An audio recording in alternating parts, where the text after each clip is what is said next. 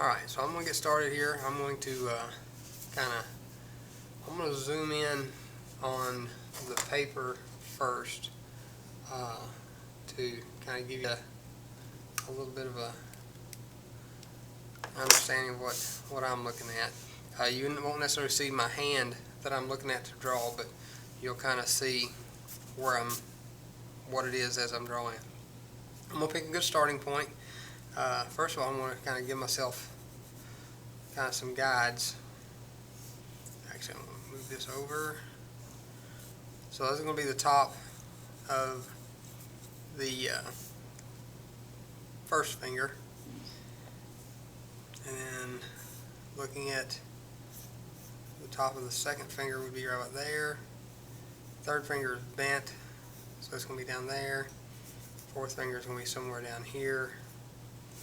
So what I'm going to do is I'm going to first try to get this bend of this finger.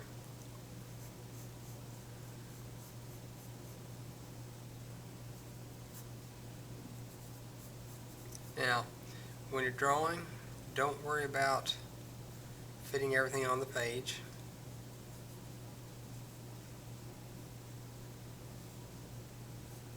If you draw too big and it goes off the page, that's fine.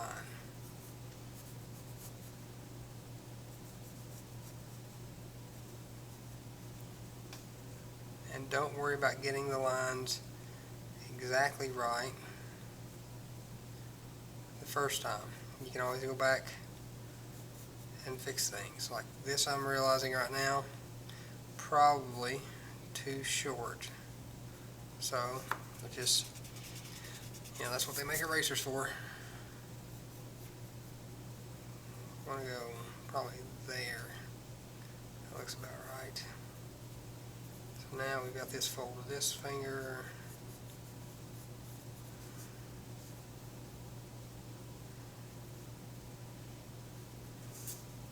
Bring this down a little bit.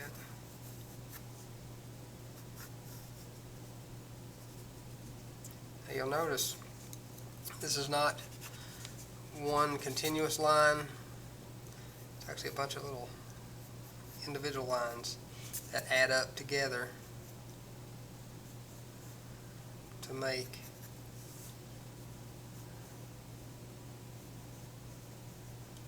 the overall shape of the hand. So now I'm looking at this joint. Right about here is where the bend of the next finger starts. Kind of comes up. Now this finger is bent towards us just a little bit.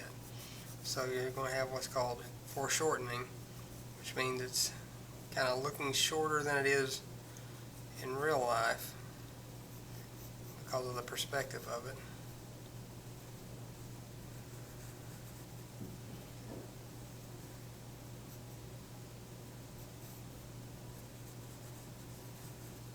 You notice I'm just kind of sketching lines in there. I'm not trying to make it perfect. I'm just trying to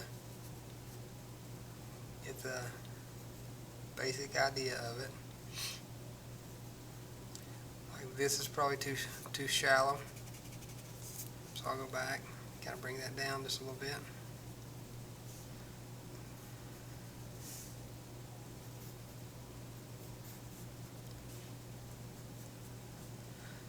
This next one is going to be a little tricky because the tip of the finger is pointing directly at me. So if I look at it, it's kind of like, you see how this finger is kind of coming directly at me.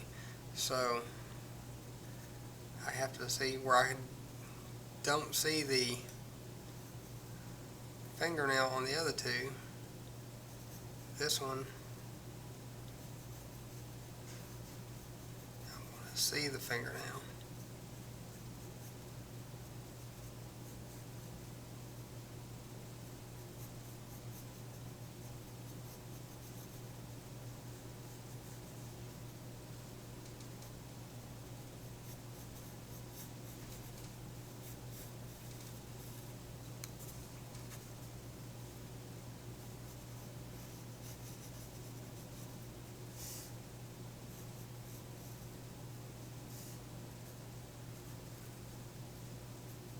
And again, it's just not, if you notice in the video, if you see me squinting, that's not because I have trouble seeing.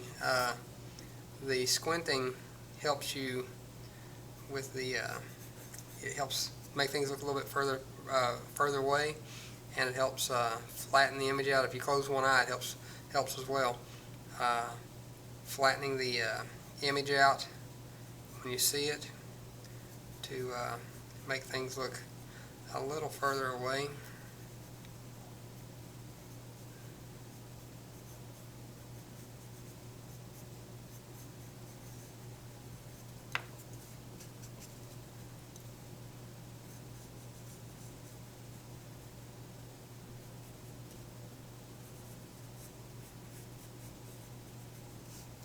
So if you're having trouble drawing a shape sometimes, yeah, squinting, closing one eye, that helps a little bit.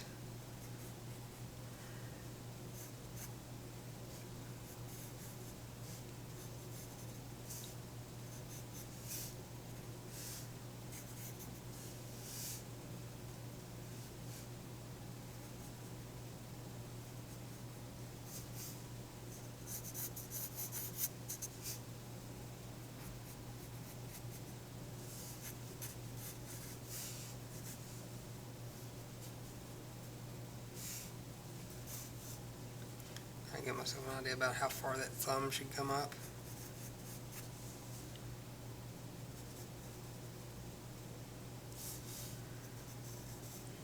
First wrinkle of the knuckle should be right there. Kind of see a little bit. Thumbnail. Get some of these wrinkles here.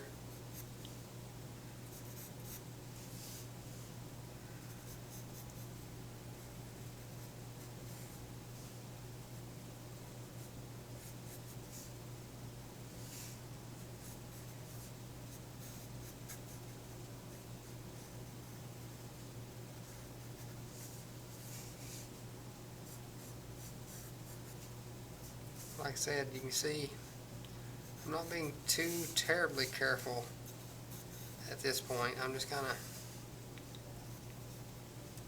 getting the shape and the details. I can go back and refine this later.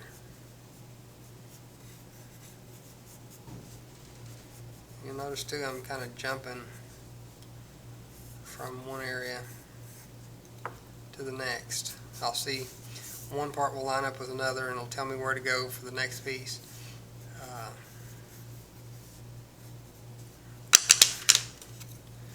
Get rid of that.